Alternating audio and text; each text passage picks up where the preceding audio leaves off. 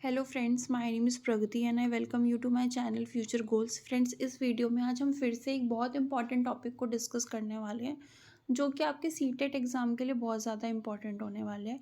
इस टॉपिक से आपको हर बार एक क्वेश्चन तो देखने को मिलता ही है, एक या दो क्वेश्चन आपको सीटेट एग्ज़ाम में इस टॉपिक से देखने को मिलेंगे, हर बार मिलते हैं। और ना सिर्फ सीटेट एग्ज़ाम में, अगर आप कोई और टेट एग्ज़ाम की प्रिपरेशन कर रहे हो या फिर आप कोई और टीचिंग एग्ज़ाम की प्रिपरेशन कर रहे हो जिसमें टीचिंग एप्टीट्यूड के क्वेश्चन पूछे जाते हैं, उसके लिए भी ये टॉपिक जो है वो बहुत ज़्यादा इंपॉर्टेंट हो जाता है। ये बहुत ही बेसिक टॉपिक है। देख लेते हैं। टॉपिक जो है हमारा वो आज का है हेरिडिटी एंड एनवायरनमेंट, यानी कि आनुवंशिकता और वातावरण। सो सबसे पहले हम लोग हेरिडिटी देख लेते हैं कि हेरिडिटी क्या होता है। हेरिडिटी को हिंदी में कहते हैं आनुवंशिकता। मैं पढ़ देती हूँ ये। The process by which physical और mental qualities pass from parent to child, वह प्रक्रिया जिसके द्वारा माता पिता के शारीरिक और मानसिक गुण संतान तक पहुँचते हैं, उसको हम लोग हेरिडिटी कहते हैं। अब यहाँ पे फिजिकल और मेंटल क्वालिटीज़ क्या हो गई। फिजिकल क्वालिटीज़ का मतलब हो गया रंग रूप हमारा, या हमारे बालों का टेक्सचर, या आँखों का कलर, या हाइट, या पर्सनैलिटी। मेंटल जो क्वालिटीज़ है उसमें क्या चीज़ें आती हैं, जैसे कि हमारा एटीट्यूड कैसा है, इंटेलिजेंस कैसी है, इमोशनल इंटेलिजेंस कैसी है। किसी को बहुत ज़्यादा गुस्सा आता है, राइट, छोटी छोटी बातों पे गुस्सा आ जाता है, तो इमोशनल जो हमारा एस्पेक्ट है वो, या फिर थिंकिंग या रीजनिंग करने का जो हमारी एबिलिटीज़ हैं वो कैसी हैं। ये जो चीज़ें हैं ये सब ये क्या होती है, मेंटल क्वालिटीज़ होती हैं। अब हेरिडिटी से क्या मतलब है, आपने देखा होगा कि हमारे अंदर कुछ ऐसी क्वालिटीज़ होती हैं जो हमारे पेरेंट्स से बहुत ज़्यादा सिमिलर होती हैं, बहुत मिलती हैं। पेरेंट्स हो गए या ग्रैंड पेरेंट्स हो गए, दादा दादी या नाना नानी, उनसे बहुत ज़्यादा हमारी कुछ क्वालिटीज़ सिमिलर होती हैं। जैसे किसी की हाइट सेम होती है, या कोई अपने पेरेंट्स की तरह दिखने में सेम होता है, लुक वाइज सेम होता है, या किसी की पर्सनैलिटी वैसी होती है, या किसी को जैसे बहुत गुस्सा आ रहा है तो कहते हैं कि इसके फादर को भी बहुत गुस्सा आता है, छोटी छोटी बातों पे गुस्सा आ जाता है, ये अपने फादर की तरह है। तो ऐसा क्यों होता है, हमारी बॉडी में जो जीन्स होते हैं ना वो हमारे पेरेंट्स से ट्रांसफ़र होके हम तक पहुंचते हैं, राइट। या हमारे ग्रैंड पेरेंट्स से पेरेंट्स के थ्रू, और पेरेंट्स से हमारे हमें ये जो जीन्स हमारे पहुंचते हैं वो डिसाइड करते हैं। वो ये फैक्टर हो, वो एक ऐसा फैक्टर है जो हमारे फिज़िकल क्वालिटीज़ और मेंटल क्वालिटीज़ को डिसाइड करता है, जिसकी वजह से हमारे अंदर बहुत सारी ऐसी क्वालिटीज़ होती हैं जो हमारे पेरेंट्स से या ग्रैंड पेरेंट्स से मिलती हैं।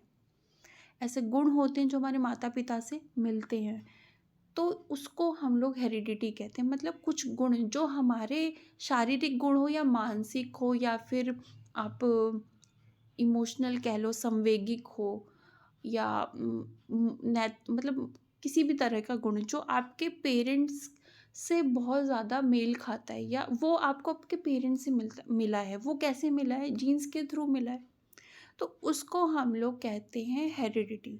कि वो जो क्वालिटीज़ हैं जीन्स के थ्रू पेरेंट्स से जब ऑफस्प्रिंग में या बच्चों में ट्रांसफ़र होते हैं, दैट इज़ कॉल्ड हेरिडिटी, उसको कहते हैं हेरिडिटी, राइट। अब हेरिडिटी को आप खुद से चेंज नहीं कर सकते। कैसे, आपकी आँखों का कलर अगर ब्लैक है क्योंकि आपकी पेरेंट्स की आँखों का कलर ब्लैक है, तो आप उसको चेंज नहीं कर सकते। या आपकी हाइट कम है या ज़्यादा है आपके पेरेंट्स की हाइट के अकॉर्डिंग, तो उसको भी आप चेंज नहीं कर सकते, क्योंकि वो तो नेचुरल है, वो तो नेचुरल, उसमें आप मतलब कोई बदलाव नहीं ला सकते ना, दैट इज़ नेचुरल। उसमें आपका कोई ज़ोर नहीं चलेगा ना, आप खुद से तो नहीं बना सकते ना अपने अपने अपनी हाइट, या अपने आँखों का कलर, या बालों का टेक्सचर। तो उसको हम लोग बोलते हैं हेरिडिटी। नेक्स्ट हम इसमें एग्जांपल्स भी दिए हैं मैंने, जैसे कि लुक्स हो गया, या हाइट हो गई, पर्सनैलिटी हो गई, रंग रूप, बुद्धि, व्यवहार, जो हमारे पेरेंट्स से हमारे अंदर आए हैं गुण, उनको हम लोग कहते हैं आनुवांशिकता। नेक्स्ट हम बात करेंगे एनवायरनमेंट की, यानी कि वातावरण की। कहता है कि the surrounding in which a person lives और ऑपरेट्स, वह माहौल जिसमें व्यक्ति रहता है और कार्य करता है, उसको हम लोग कहते हैं एनवायरनमेंट। जो भी हमारी आसपास की चीज़ें हैं जिनका असर हम पर पड़ता है, डायरेक्टली पड़े या इनडायरेक्टली पड़े, वो सब कुछ क्या है, एनवायरनमेंट है। हमारी फैमिली, हमारे फ्रेंड्स, स्कूल और सोसाइटी, हॉस्पिटल, पुलिस स्टेशन, जिस चीज़ का भी असर हम पर पड़ रहा है, चाहे वो हमारा रिलीजन हो गया, कास्ट हो गई, या कंट्री हो गई, या वहाँ की सरकार हो गई, जिसका भी असर हम पर पड़ रहा है, वो हमारे विकास में बहुत ज़्यादा उसका एक रोल होता है। और वो उसी को हम लोग क्या कहते हैं, एनवायरनमेंट कहते हैं, यानी कि वातावरण कहते हैं। जैसे फैमिली, स्कूल, फ्रेंड्स, फूड, परिवार, स्कूल, दोस्त या भोजन। अब कैसे इसका असर पड़ता है हमारे ऊपर, जैसे कि फॉर एग्जांपल मैं बोलूँ, लैंग्वेज लैंग्वेज डेवलपमेंट की बात करूँ, मैं भाषा के विकास की बात करूँ। अगर आपको भाषा का एक अच्छा माहौल मिल रहा है, आपको इंग्लिश सीखनी है और उसके लिए आपको एक अच्छा माहौल मिल रहा है, आपको मौका मिल रहा है कि आप ज़्यादा इंग्लिश के वर्ड्स बोल पा रहे हो या ज़्यादा इंटरेक्ट कर पा रहे हो किसी के साथ, तो आप जल्दी सीख जाओगे, अच्छे से सीख जाओगे। वहीं आप अगर एक ऐसे माहौल में जहाँ पे उस लैंग्वेज का कोई यूज़ ही नहीं है, कोई उस लैंग्वेज को यूज़ ही नहीं करता, तो आपको टाइम लगेगा सीखने में। तो आपका जो आसपास का माहौल है, वो भी तो इन आपके जो लैंग्वेज डेवलपमेंट है उस पे असर डाल रहा है। या फिर कोई बच्चा बहुत अच्छे स्कूल में पढ़ता है, जहाँ इसको उसको बहुत अच्छी एजुकेशन मिलती है, टीचर्स बहुत अच्छे हैं, स्कूल बहुत अच्छा है, बहुत को करिकुलर एक्टिविटीज़ कराई जाती हैं, तो वो उस तरह की चीज़ें सीखेगा उस बच्चे के कंपैरिजन में जो बहुत अच्छे स्कूल में नहीं पढ़ रहा है। या किसी को बहुत अच्छा पोषण मिल रहा है, पौष्टिक खाना मिल रहा है, पौष्टिक आहार मिल रहा है, तो उसका जो फिज़िकल ग्रोथ है वो अच्छी होगी। अगर किसी को पौष्टिक आहार नहीं मिल रहा तो उसकी फिज़िकल ग्रोथ बहुत अच्छी नहीं होगी। तो ये सारी चीज़ें जो हैं हमारे डेवलपमेंट पे असर डालती हैं, और इनको हम लोग कहते हैं वातावरण, यानी कि एनवायरनमेंट। अब जो एनवायरनमेंट है उसको आप चेंज भी कर सकते हो। हेरिडिटी में क्या था, वो नेचुरल है, वो जो हमको पेरेंट्स से मिल गया वो मिल गया, उसको हम चेंज नहीं कर सकते। लेकिन जो वातावरण है उसको सुधारा जा सकता है, उसको बदला जा सकता है, चेंज किया जा सकता है। पोषण के लिए अच्छा खाना दे सकते हैं, अच्छा स्कूल दे सकते हैं, अच्छी एजुकेशन के लिए, लैंग्वेज को डेवलप करने के लिए अच्छा एक एनवायरनमेंट दिया जा सकता है। तो एनवायरनमेंट जो है उसको चेंज किया जा सकता है, हेरिडिटी को आप चेंज नहीं कर सकते, वो नेचुरल है। तो ये डिफरेंस होता है हेरिडिटी और एनवायरनमेंट के बारे में। हमने लास्ट वीडियो में डेवलपमेंट की बात की थी कि डेवलपमेंट जो है वो हेरिडिटी, यानी कि आनुवंशिकता और वातावरण दोनों से मिलकर बना हुआ है। कैसे मिलकर बना हुआ है, हेरिडिटी तो जो नेचुरली हमें चीज़ें मिल गई, और एनवायरनमेंट जिसमें हम रहते हैं, उन दोनों को मिलाकर जो है हमारा विकास होता है, राइट। हाँ, ये हो सकता है कि कभी हेरिडिटी का ज़्यादा रोल हो, 80% रोल हेरिडिटी का है, 20% एनवायरनमेंट का है, या कभी एनवायरनमेंट का ज़्यादा रोल हो सकता है, हेरिडिटी का कम हो सकता है, या दोनों का 50-50 रोल होता है हमारे डेवलपमेंट में, लेकिन रोल दोनों का होता है।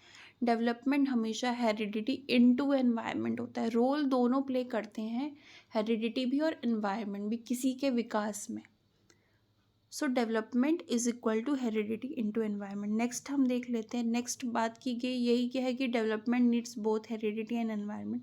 डेवलपमेंट के लिए, विकास के लिए हेरिडिटी भी चाहिए और एनवायरनमेंट भी चाहिए। मतलब हम नेचुरली कैसे हैं और हम कितने एफर्ट लगा के खुद को इम्प्रूव कर रहे हैं, किस तरह का हमें माहौल मिला है विकास करने के लिए, उस तरह का हमारा विकास होगा, राइट।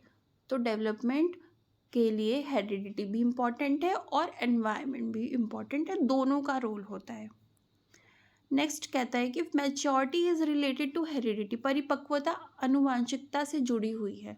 जो मैच्योरिटी होती है, इसको मैंने आपको एक वीडियो में और डिस्कस किया था इसके बारे में। मैच्योरिटी क्या होती है, जैसे जैसे हमारी एज बढ़ती है वैसे वैसे हम मैच्योर होते जाते हैं।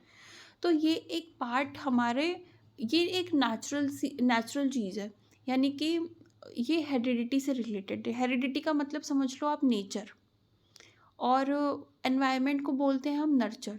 तो कभी कभी क्वेश्चन हेरिडिटी वर्सेस एनवायरनमेंट की जगह आपको नेचर वर्सेस नर्चर, मतलब नेचर यानी कि हेरिडिटी, नेचर वर्सेस नर्चर करके भी ऐसे क्वेश्चन पूछा जा सकता है। तो आप इस चीज़ को ध्यान में रखना कि सिर्फ क्वेश्चन अगर आपसे पूछा जाएगा एग्ज़ाम में, तो वो सिर्फ हेरिडिटी या एनवायरनमेंट ऐसे वर्ड्स लिख के नहीं आएंगे, आपको नेचर भी बोला जा सकता है, नेचर यानी कि हेरिडिटी, और एनवायरनमेंट को नर्चर बोला जाता है। तो मैच्योरिटी क्या है, जैसे जैसे एज बढ़ती है आप मैच्योर होते हो। आप खुद से एफर्ट लगा के जल्दी जल्दी तो मैच्योर नहीं हो सकते ना।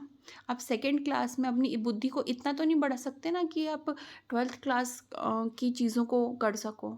तो या फिर आप खुद से एफर्ट लगा के अपनी हाइट 5 साल के हो तो 15 साल जितनी तो नहीं बढ़ा सकते, तो क्योंकि वो तो नेचुरल है, वो तो जैसे जैसे मैच्योरिटी आएगी, जैसे जैसे आपकी एज बढ़ेगी वो चीज़ें अपने आप होंगी। तो मैच्योरिटी हेरिडिटी से रिलेटेड होती है, हेरिडिटी पे फोकस करती है मैच्योरिटी। खुद से चेंजेस नहीं ला सकते आप। जब आप मैच्योर होगे उतने, तभी आप में उतने चेंजेस आएंगे। जब आप 15 साल के होगे तभी आपकी 15 साल जितनी हाइट बढ़ेगी, या तभी आपकी बॉडी में वैसे चेंजेस होंगे। 2 साल के आप हो तो खुद से एफर्ट लगा के आपके पेरेंट्स कोई एफर्ट लगा दे रहे हैं, तो उससे आप 15 साल के नहीं हो जाओगे। तो मैच्योरिटी किससे रिलेटेड होती है, हेरिडिटी से होती है। और जैसे जैसे एज बढ़ती है वैसे वैसे मैच्योरिटी भी आती जाती है, इस बात को आपको ध्यान रखना है। तो ये हेरिडिटी वर्सेस एनवायरनमेंट यानी कि नेचर, नेचर यानी कि प्रकृति वर्सेस नर्चर जो है, ये मैंने आपको टॉपिक यहाँ पे पढ़ाया। इसकी नेक्स्ट वीडियो में हम लोग इसके कुछ प्रिंसिपल्स को डिस्कस करेंगे। आज के लिए इतना ही। आपको वीडियो कैसी लगी आप कमेंट करके बता सकते हो, और अच्छी लगी हो तो लाइक कर देना, चैनल को सब्सक्राइब कर देना, शेयर कर देना और कमेंट कर देना। एंड तब तक के लिए इतना ही। Stay tuned and bye bye.